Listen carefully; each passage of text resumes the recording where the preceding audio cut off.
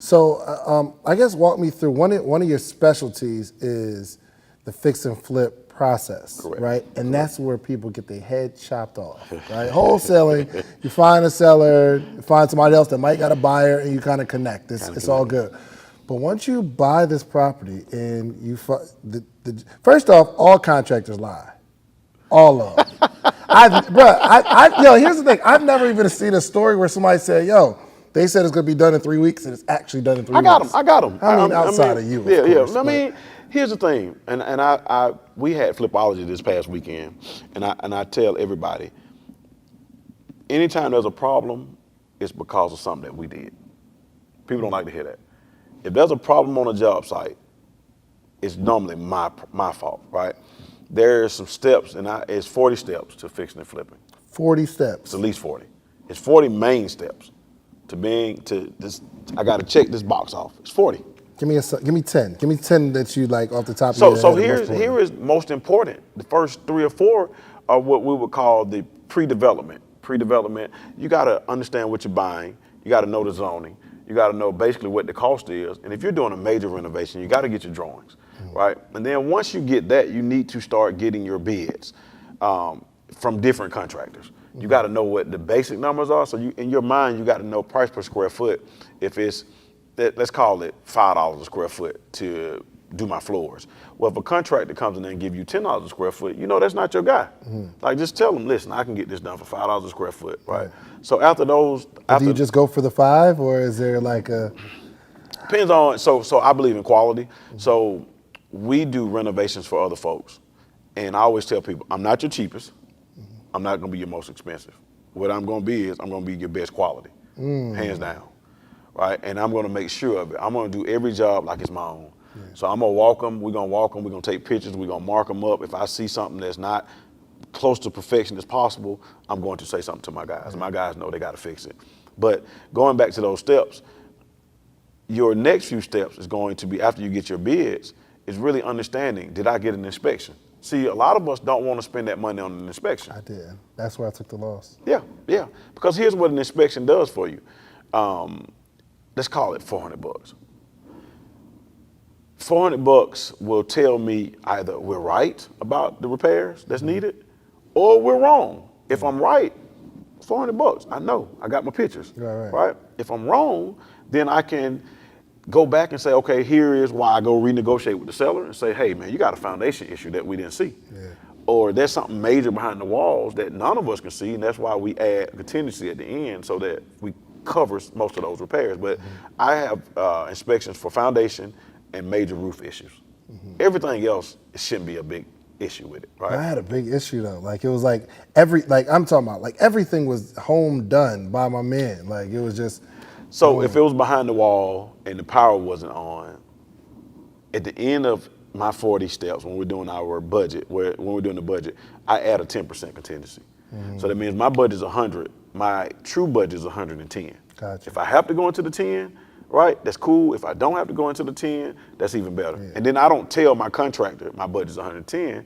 Matter of fact, I don't ever tell them what my budget is. They have to tell me. Right. Because you tell them it's 100, they're going to spend 100. But in your head, you know it's going to be 100. Obviously, knowing what you're doing. If I'm doing a renovation, there is something behind the wall. Yeah.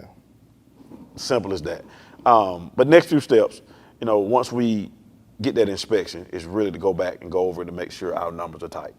Then from there, you just check off, does this house need a roof? If it needs a roof, if it doesn't need it, just check it off and say, nope. Inspection said no, roof is 2 or 3 years old. If I'm doing a true fix and flip, don't patch a roof. Because what's gonna happen is somebody like me is gonna be down the street doing a renovation, and you're gonna be doing one, and you're gonna leave a 7-year-old roof up there. And we know when they're 7 years. A homeowner walks up and says, oh my God, that roof down there is so black and pretty. This roof has some gray spots, right? So do your best job. When you do your best job, if I replace my roof, I paint my outside and do a nice landscaping job, that's all you can do to the outside. Everybody's inside looks just alike right now. There's no difference. Right. It's just how you do it. Do I paint the cracks? Do I, put a fireplace in? It's how you do it. Everything else is the same. Gotcha. So now we run the 40 steps. It's just a checklist. Is the electrical updated? You know what I mean? Is the plumbing? Is it PVC? Is it copper? Is it, is it cast iron? If it's cast iron, change it. You know, what kind of floors do I have? I don't believe in carpet in houses over $250,000. So again, you're gonna do carpet in your bedrooms, I'm gonna have hardwoods throughout. The difference in price is not that much. Yeah. And people make it seem like it's a lot, but it's not. So when my buyers walk in, they say, wow, I looked at one down the street and they got carpet. This dude got all hardwood floors. So those things, when I'm doing that 40 checklist, and when I get to the end, when I get to about step 35, is when I pass it off to my realtor, right? That's another one. People want to sell it for themselves. No, I'm giving my realtor 6% every time. Really? Oh yeah, I'm excited about So it. you do a fix and flip. You still get a realtor, even though Ramon, you know everybody. I mean, not everybody, but like I don't know buyers. I don't know buyers. I want every transaction to be on. Oh, you're talking about you talking about B2C buyers, like customers that just want a house to live in. Want a house to live in. Yeah. Actually, my realtor you should get your realtor involved from the beginning because they should know what sells in the neighborhood. They can help you design. My realtors that are on our team are interior designers, stagers. They all know. So when we have a house that has a little flaw, they know how to fix it. Yeah. They know from the start. And then when I get to step 35 and I say, go ahead, list it, I go to closing. That's it. I don't go back no more. Yo, your process seems real seamless right now. That comes from years of hitting my head. Yeah. Yeah. Tell me about the biggest loss or the heartache. I mean, I'm sure you to be able to have this 40-step list, you probably took a bunch of L's. Be like, did the list start at 20? And you're like, nope, we gotta get some more. So you know what? I'm gonna say this recently. So if anybody follows us have seen the Black House, right? We painted the house black. Like everybody been wanting to paint a house black. The house whooped our tail. Really? We just put it on the market at $359.9 last week. It whooped our tail. Why? One, me not being there like I should be, because I shouldn't have been. But this was a little bit more different of a deal. It was a burn house, and so I should have stepped in a little bit more. Two, I would say some things that happened outside of our control. It flooded one time, which buckled our hardwood floors. So little things happen, but it made me say, you know what? I think we skipped too many steps in here.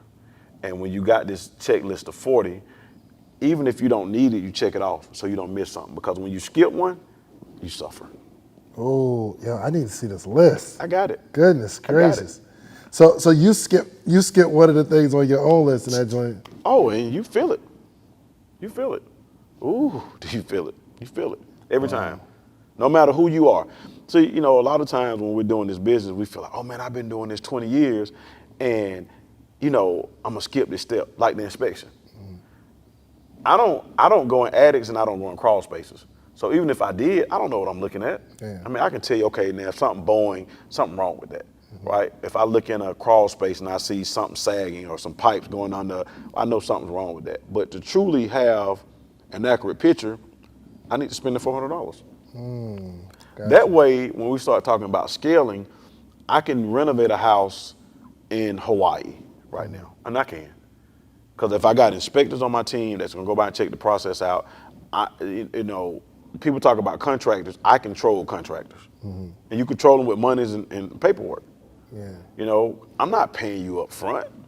Yeah. See, that's like, the horror stories that I hear is somebody giving a contractor their money up front. Right. You gave them 40 grand for what to start a job? Right. But I tell people, if you're on our team, here's the easy process. Bring us on board or learn the process. We charge 10% management fee, right? So it's cost plus 10%. You're gonna pay that to anybody that's worth anything. 10% of the Total project. in terms of if it costs $30,000 To renovate, we're gonna charge 10%. $3,000. Okay, not 10% of the deal. No, not 10% Okay, gotcha. of the construction side. Gotcha. Right? But here's what we teach people. We buy your own material. Why are you paying a contractor to buy your material from Home Depot? Yeah. I've never understood that. So if you're buying your own material, the contractor doesn't make money. So really you're focused on labor costs. Yeah. If your contractor doesn't do something right on Friday, he doesn't get paid. He knows it up front. I'm not paying you to pay your crew to do the work. Just not gonna happen. Like it or not. And everybody understands that, because if I got a job from the US government, a $10 million contract, they're not going to give me $2 million up front. Right. So why would we right. work any other kind of way? Yeah. So that's probably the biggest mistake, making sure that we have an inspector on our team to watch those jobs, and not, you on the job site like, oh my God, every Friday. You don't know what you're looking at. Yeah. No. So that's probably the biggest mistake we all make. Okay. So somebody is wanting to get into real estate. Okay. Let's just say I got $2,000 sitting around. I'm trying to figure out what to do with it. You say you got how much? I got $2,000. I got I'ma tell you- $2,000. What do I do? You need to use that to buy some more online courses. Okay. That's a start. That's a So start. let me say this. You got $2,000. One is getting your business in line. Two, I'm not going to tell you wholesaling, because I have this argument with wholesalers. Is wholesaling the easiest way to get started in real estate? No. No. What is? No. Buying and holding, rental properties, easiest way. Wholesaling as a business is not the easiest way. Wholesaling as a hustle is the easiest way. It's two different things. So wholesaling as a hustle means, and we teach people this, show up to deal makers, tell us what you're looking for, see who's in there, take one of those deals, and then you run with it. But you can't get any KPIs from that, key performance indicators. You'll hear people talk about that.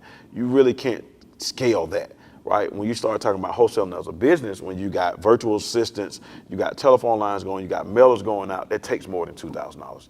Right now, if you got $2,000 and you dump it into wholesaling as a business, you're probably going to fail. 99% of them fail anyway. So can I get into buy and hold with $2,000? Yeah. How so? So credit's going to be a factor. Now, if you got bad credit, no. But yes. Gotcha. Right, and I'm always say, because there's so many creative ways to get involved in real estate. Yeah. So if you got $2,000 and you got decent credit, there's some business credit cards, people. There's some business funding out here where you can go and get that business funding. Now I can go get you 40, 50 grand. Stop listening to the people that say they can get you 150 grand, because that's not normal. They can get you 40 or 50 grand, which is a good start. Yeah. Right? You can take that 40 or 50 grand. You can partner it with, if you got good credit. Now I'm just talking about good credit folks, 660 and above, really 700 and above.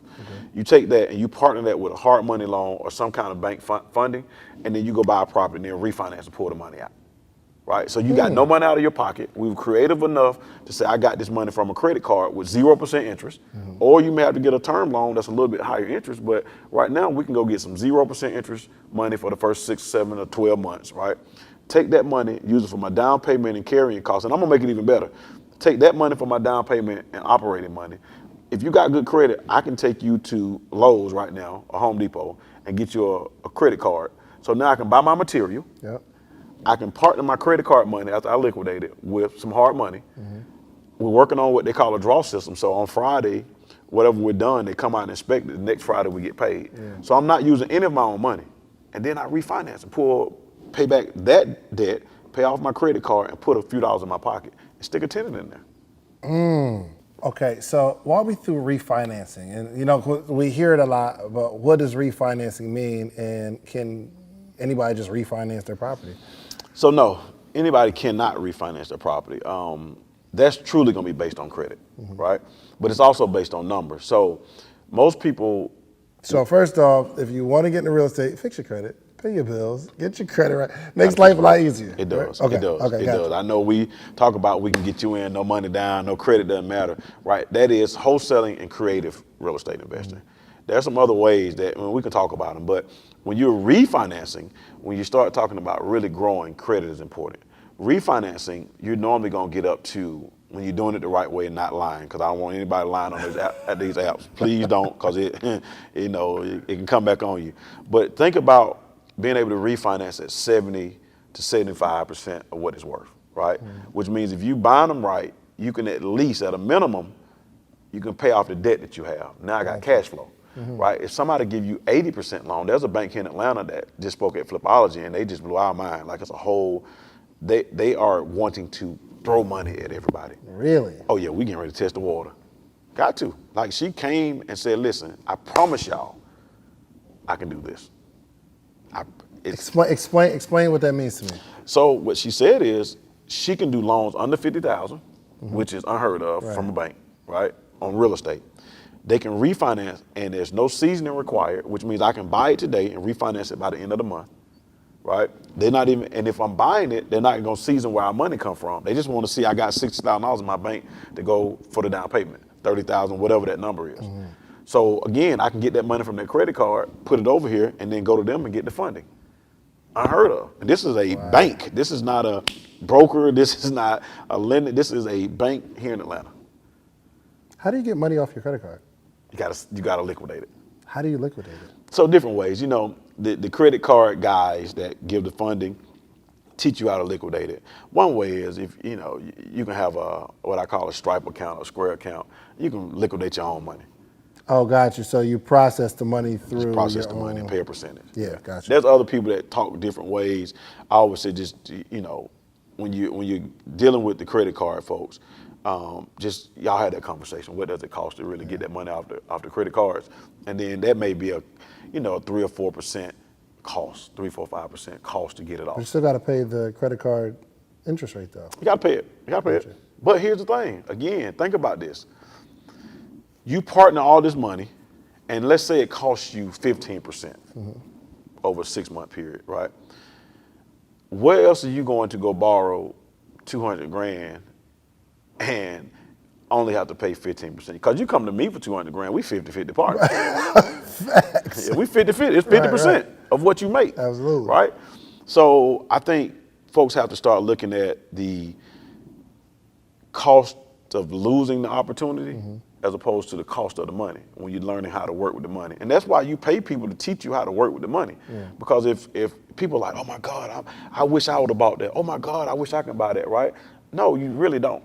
Because you do what it takes to get there. Even if it means repairing your credit, that costs something. So if you got $2,000 and got bad credit, let's go get your credit repaired. Yeah, for sure. But also learn how to partner with people, because if I came to you, Dave, and I got this great deal, oh man, we got this deal in the West End at 65 cents on the dollar, and I need $50,000. I can get the hard money loan, but I need $50,000 to make this work. Most people that got $50,000 are going to say, you know what, you're right, I'm gonna do this, we're gonna break bread on the end, I'm gonna make sure I carry you through this deal. You gotta manage that deal. So you gotta have a skill set. It didn't matter what my credit was like at that point. Then I take my profits and start investing back into me. So it's so many different layers to it, but understanding that funding piece of it, I always say is the easiest part, but it's the best part. The construction part is where everybody, like you said. For sure. It is. It's L. our nemesis, because there's a ton of deals, there's a ton of money, right? In the middle, but people don't want to pay for it. See, people don't want to. People want to say, you know what? I seen YouTube. They were fixing this house up. They did it in 30 days, and I'm like, oh my, here we go again with this. Yeah. That's not how it go. Yeah. But I tell people now, when they call me or call the office, they'll say, man, I need an estimate. And I tell people, we charge $450 for a scope of work. I'm not going to come out and I'm not going to have my guys stop working on Dave's job to come look at your job so you get our numbers and go take it to somebody else that's going to screw you up, and then you come back to us 6 months later like, man, I should have. No, you shouldn't have. We charge $450. 300 of it gets, if you use us, 300 get credited towards your the job if you hire us, right? Anybody that's doing something different, the free estimate trucks, you see the free estimates, they got too much free time. Right. They do. If you can go to 20 jobs a day, when are you doing the work? Right. Yeah, that's real. That's real. So where are we at in the state of Atlanta real estate? Because I hear that, it's better places like Chicago or, different places. Is Atlanta still alive and well? Man, we the best place in the world. Are we really for real estate? Yeah. Still. What we're not the best thing is for rental properties. It's rough because people paying too much. So you got, we had a conversation. I was on a Zoom call last night, and they talked about the Airbnb model. And people are crazy about the Airbnb model until it doesn't work. And so what I have been saying for a couple of years now, buy it based on you getting a traditional tenant, and if you get the Airbnb model to work, you make a fortune. But if you buy it based on, I'm gonna get $100 a night, what just happened to us, everybody right now? Nobody's traveling. See, but VA, Social Security, and right now, the housing programs are still dropping that rent in first through the fifth. So I'm gonna buy my stuff that way. I'm not gonna buy it based on the Airbnb model, but Atlanta is become overpriced for rentals. Gotcha. unless you're from somewhere else. Right. You're right. South side of Chicago, Cleveland, Ohio. I mean, there's some places where there's some duplexes where we can be all in for $65,000, get $1,400 a month in rent. But then you still got Macon, Georgia. You still got Birmingham, Alabama. You still got, Augusta. I mean, there's so many places like that where you can buy something and get a very good return. That it's not as sexy as I'm buying in Atlanta. Right. It's not sexy, but it's cool. Do you feel comfortable? Obviously, you know the game, but you don't necessarily have your team there. So, like, do you go out and do different things in California, New Jersey, Philly, whatever? You personally? So yeah, I do. So it's not. I don't care who the team is because people screw up. It's the system. So you got to have a good property manager. You got to have some good ears, which means a good realtor somewhere around. Yeah. So like in Cleveland, for us, I'm just as strong in Cleveland as I am in Atlanta. Really? Yeah. Yeah. I got some partners there. I mean, they are awesome. I can call right now, and we would have looked at a house before I leave out of here, and I would have a construction budget before I leave out of here. Same thing in Detroit. We're strong. So there's some cities where we're just as strong as we are in Atlanta. So you feel confident. Like I don't have to go there. Yeah. I go to projects just because I like real estate. Yeah. But I truly don't have, like they told me this morning, like, don't go, we're gonna go take the pictures. No, I'm going because I don't want to be in the house. Like Right. I want to get out and get some sunshine. But when you build a team and a system, the team, I go back, it's like the Patriots. The Patriots don't care that Tom Brady's leaving, but they do care because they got a system. Yeah. Right? They feel like they're still going to win because we got a great leader and we got a great system. And your system with any city is the same. You know what I mean? Use those 40 steps, get my inspections, and have somebody that you can trust. Gotcha. So Atlanta is the best city in the world for what? Living. In real estate. Oh, I'm sorry. Oh yeah, that's a fact. That's a fact. But in real estate. So I believe fixing and flipping, new construction, it's one of the best. I mean, it's a lot of great cities, especially when you're in a great time, right? It's all relative because there's some people, most people like Atlanta, but there's some people that are okay with California returns. There's some people that's okay with New York or Seattle or Hawaii returns. For us, it doesn't make sense. Yeah. For me, being under 300,000 for most properties, Metro Atlanta is a good number, under 300,000, and we're making a 10% return, which is about $30,000 a house. You're doing great. Gotcha. And people want to be here. So, people talk about other cities, and I know I'm biased, but more people want to be in Atlanta than they do most cities. Yeah. Right? You got more people moving in. One, it's cheaper to live. Yeah. And you just got, you got some black power that attracts other people. We got a superpower in Atlanta that you don't really have in a lot of other cities. You know what I mean? Facts. You can go to black-owned restaurants, so it attracts a different kind of person. Then you got Black Hollywood. I mean, you got not black. You got Tyler Perry has made Hollywood. Oh, absolutely. Right. Oh, and so absolutely. we got some elements here, man, that makes this city very attractive. And it's still compared to the New Yorks and LAs, we're still pretty affordable. Gotcha. So, where are you going next? I mean, obviously, you said you're in Detroit, Ohio. If I was going to start my fix and flip, or I was going to start my rental income, I'm brand new in the game. Okay. Where would you start? And I live in Atlanta, and I'm asking like personal questions. So, and I live in Atlanta. So, would you say, yo, Dave, go to Macon, go to Birmingham, or would you say, yo, I got you. Let me take you up to Chicago. Ohio. So I'm gonna say go where the best opportunities to present yourself, right? So if somebody called while we're sitting here, somebody called and said, I got a deal in Chicago, we go to Chicago. If somebody say we got a deal in Cleveland, I got a deal in Cleveland last night, that's a triplex for 40 grand, that's rented already at $1,000 with a vacant unit. We go there. If somebody call in Macon or Birmingham or Augusta, we go there. Like it's just wherever the deal presents us, that's where we go. From your perspective, you don't got to go to the house, but I feel like I need to touch that. No, you joint. don't. I need to see it. And Did you touch your stocks when you bought them? Good point. Good call. And see, they can come and go. See, I hear people argue about stocks versus real estate, right? Right now, it showed you that the stocks could drop all the way. Company can go file bankruptcy. We lose everything. With real estate, the value could drop, but I still got my house. I still got my dirt. You can't destroy dirt. You can't destroy the land. Land is indestructible, right? And so I still got that. So even if my value go from $100,000 to $30,000, my rent normally is still $500-600 or whatever that number is, because somebody gonna live there. So there's a difference, and people have to have that understanding that you don't have to touch it with the right system and the right team. Gotcha. You don't have to gotcha. go.